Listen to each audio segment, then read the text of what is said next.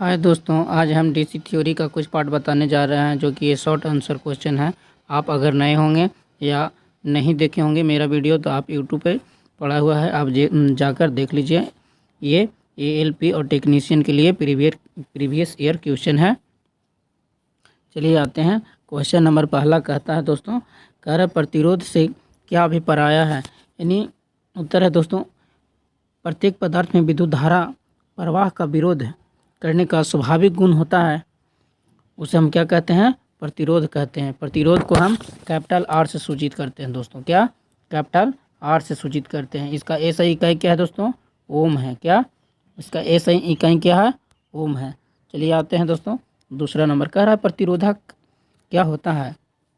यानी जब एक नियत मान का प्रतिरोध प्रस्तुत करने के लिए किसी चालक पदार्थ को एक ऊर्जा का रूप दे दिया जाता है, उसे हम प्रतिरोधक कहते हैं या रेसिस्टर कहते हैं। ठीक है, आते हैं आगे। कह रहा है किसी चालक का प्रतिरोध किन किन कारकों पर निर्भर करता है। यानी किसी चालक का प्रतिरोध उसकी लंबाई पर करता है, कटाक्ष क्षेत्रफल पर करता है, तापमान पर करता है एवं पदार्थ की किस्म पर निर्भर करता है दोस्तों। यानी वो पदार्थ किस किस्म का है उस पर निर्भर करता है। आइए आगे क्वेश्चन क्या कह रहा है कि प्रतिरोध नियम क्या होता है। यानी निश्चित तापमान पर किसी चालक तार पर प्रतिरोध उसकी लंबाई के अनुक्रमानुपाती तथा उसका कटाक्ष क्षेत्रफल के व्युत्क्रमानुपाती होता है। यानी आर समानुपाती आई। ठीक है, चलिए आते हैं। कह रहा है दोस्तों प्रतिरोधकता क्या होती है। क्या प्रतिरोधकता होती है किसी पदार्थ के 1 सेंटीमीटर लंबे तथा 1 सेंटीमीटर स्क्वायर कटाक्ष क्षेत्रफल वाले टुकड़े का प्रतिरोध उस पदार्थ की प्रतिरोधकता या विशिष्ट प्रतिरोध कहलाता है। इसका एसआई इकाई क्या है दोस्तों, ओम सेंटीमीटर है। यानी प्रतिरोधकता का एसआई यूनिट क्या है, ओम सेंटीमीटर है। और प्रतिरोध का क्या होता है, सिर्फ ओम होता है। ठीक है, चलिए आगे आते हैं। कह रहा है दोस्तों विशिष्ट चालकता क्या होती है। विशिष्ट चालकता क्या होती है, यानी प्रतिरोधकता का विलोम प्रभाव को विशिष्ट चालकता कहते हैं। इसका इकाई क्या होता है, ऐसा इकाई महो प्रति सेंटीमीटर। क्या महो प्रति सेंटीमीटर। आप लोग याद रखिएगा दोस्तों, ये यूनिट ये सब बहुत महत्वपूर्ण है। चलिए आते हैं। यह है विशिष्ट चालकता को हम सिग्मा द्वारा सूचित करते हैं और प्रतिरोधकता को ये रोह द्वारा। क्या ये रोह द्वारा। आते हैं। कह रहा है दोस्तों कि किसी पदार्थ के प्रतिरोध पर तापमान परिवर्तन का क्या प्रभाव पड़ता है। यानी अधिकांश पदार्थ जैसे शुद्ध धातुओं को प्रतिरोध तापमान बढ़ जाता है, जबकि कुछ पदार्थ होते हैं जैसे में कार्बन, उसका प्रतिरोध जो होता है वो तापमान वृद्धि से वो घटता है। क्या तापमान बढ़ जाता है तो घट जाता है। चलिए आते हैं आगे। क्वेश्चन कह रहा है दोस्तों, कह रहा है कि तापमान गुणांक से अभिप्राय है। तापमान गुणांक से क्या अभिप्राय है। यानी किसी चालक पदार्थ में प्रतिरोध मान जो होता है 1 डिग्री सेल्सियस तापमान परिवर्तन के लिए होने वाला वृद्धि या कमी ठोस पदार्थ का तापमान गुणांक कहलाता है। यदि पदार्थ का प्रतिरोध जो होता है 0 डिग्री सेल्सियस तापमान पर यानी R0 हो तो वो T डिग्री सेल्सियस तापमान बढ़ाने पर क्या RT हो जाता है। ठीक है दोस्तों, ये फार्मूला देख लीजिएगा। यानी RT बराबर R0 और 1 प्लस अल्फा 0 इंटू T होता है। या क्या है, आगे आइए। कह रहा है ओम का नियम क्या है। ओम का नियम क्या होता है। यानी नियत तापमान तथा नियत भौतिक परिस्थितियों में किसी बंद वैद्युतिक डीसी परिपथ में किसी प्रतिरोध के सिरों पर पैदा होने वाला विभवांतर उस परिपथ का प्रवाहित होने वाला विद्युत धारा के अनुक्रमानुपाती होता भी समानुपाती आई होता है। ठीक है, ये याद रखिएगा। V equal to I R ये फार्मूला होता है दोस्तों, ये सब आप फार्मूला याद रखिएगा। आगे आइए। V equal to I R होता है फार्मूला, लेकिन R क्या है, प्रतिरोध है। क्या R प्रतिरोध है, V क्या है, विभवांतर है, I क्या है विद्युत धारा है। ठीक है, प्रतिरोध किस में मापते हैं? ओम में मापते हैं। विभवांतर किस में मापते हैं? वोल्ट्स में मापते हैं। और विद्युत धारा एम्पियर में मापते हैं। ठीक है, आगे है दोस्तों, श्रेणी परिपथ क्या होती है? यानी जिस वैद्युतिक परिपथ में विद्युत धारा का एक और केवल एक ही मार्ग उपलब्ध हो वह श्रेणी परिपथ कहलाता है।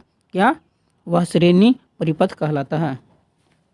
दोस्तों यानी श्रेणी परिपथ में जैसे में क्या होगा, यानी आर टी यहाँ दिया हुआ आर टी बराबर R1 plus R2 plus R3 plus क्या डॉट डॉट डॉट डॉट तक जाते रहता है। यानी आर टी जो होता है वो कुल प्रतिरोध होता है। आर टी जो होता है कुल प्रतिरोध होता है। प्रतिरोध का ऐसे मात्रक ओम होता है। ठीक है, आइए क्या है ये श्रेणी क्रम में जुड़े प्रतिरोधकों का कुल विभवांतर सूत्र क्या है? श्रेणी क्रम में जुड़े प्रतिरोधकों का यानी Vt बराबर क्या होता है? V1 plus V2 plus V3 plus dot dot dot dot. ठीक है, यानी Vt बराबर कुल विभवांतर। विभवांतर किस में मापते हैं? वोल्ट्स में मापते हैं। ठीक है, ये सब याद रखिएगा दोस्तों। आइए, श्रेणी क्रम में जुड़े प्रतिरोधकों के लिए कुल विद्युत धारा का सूत्र क्या होता है? यानी IT equal to I1 equal to I2 equal to I3 dot dot dot होता है। चलिए आगे क्वेश्चन क्या कह रहा है दोस्तों? आगे दोस्तों क्या कह रहा है, यानी IT बराबर क्या होता है? कुल विद्युत धारा। क्या? कुल विद्युत धारा होता है। अब विद्युत धारा को ऐसा ही कहीं क्या है?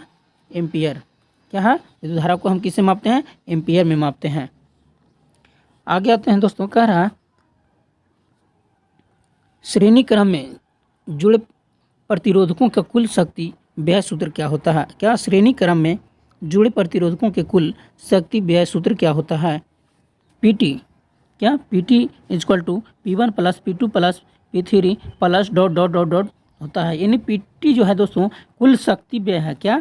शक्ति व्यय। शक्ति किस में मापते हैं? वाट्स में मापते हैं। क्या? वाट्स में मापते हैं।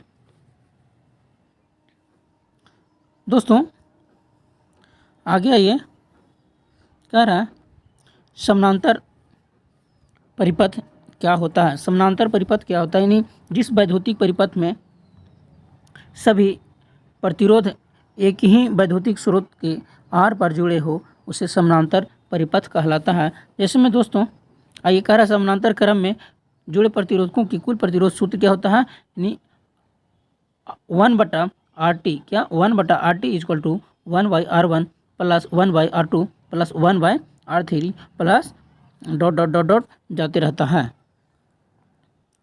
दोस्तों अगला है, कह रहा है इसी समानांतर क्रम में जुड़े हुए प्रतिरोध का कुल जो होता है प्रतिरोध उनमें न्यूनतम मान वाले प्रतिरोध भी कम होते हैं। आगे ये दोस्तों कह रहा है 17 नंबर, ये समानांतर क्रम में जुड़े प्रतिरोधक का कुल विभवांतर सूत्र क्या होता है? Vt बराबर V1 बराबर V2 बराबर V3 इक्वल टू ये डॉट डॉट चलते जाता है। कह रहा है अर्थात में यानी परिपथ का कुल विभवांतर तथा पृथक पृथक प्रतिरोधकों का विभवांतर सर्वथा समान होते हैं। ठीक है, आगे कह रहा है दोस्तों समानांतर क्रम में जुड़े प्रतिरोधकों के लिए विद्युत धारा का सूत्र क्या होता है? यानी IT equal to I1 plus I2 plus I3 plus dot dot dot dot होते जाता है।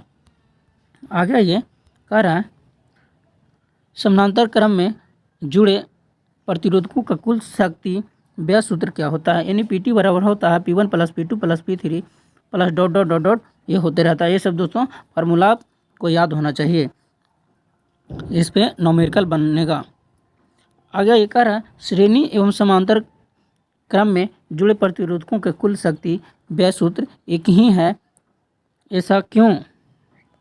दोस्तों किसी परिपथ का कुल जो शक्ति व्यय उसमें जुड़ा प्रतिरोधकों के पृथक पृथक शक्तियों व्ययों के योग के बराबर होता है। अब चाहे वह श्रेणी क्रम में जुड़ा हो या समानांतर क्रम में जुड़ा हो, इसीलिए वो होता है। ठीक है, आगे आइए दोस्तों श्रेणी क्रम में जुड़े समान प्रतिरोधकों के लिए कुल प्रतिरोध सूत्र क्या होता है? ठीक है, यानी RT बराबर NR होता है। क्या? RT बराबर NR, यानी N क्या है दोस्तों? प्रतिरोधकों की संख्या। क्या? प्रतिरोधकों की संख्या। और R क्या है? एक प्रतिरोध का प्रतिरोध। प्रतिरोध किस में मापते हैं? ओम में मापते हैं। आगे ये कह रहा है समानांतर क्रम में जुड़े समान वाले क्या समानांतर क्रम में जुड़े समान वाले प्रतिरोधकों के लिए कुल प्रतिरोध सूत्र क्या है। यानी आर टी इजक्वल टू क्या R T is equal to R बटा एन होता है। ये फार्मूला याद रखिएगा दोस्तों।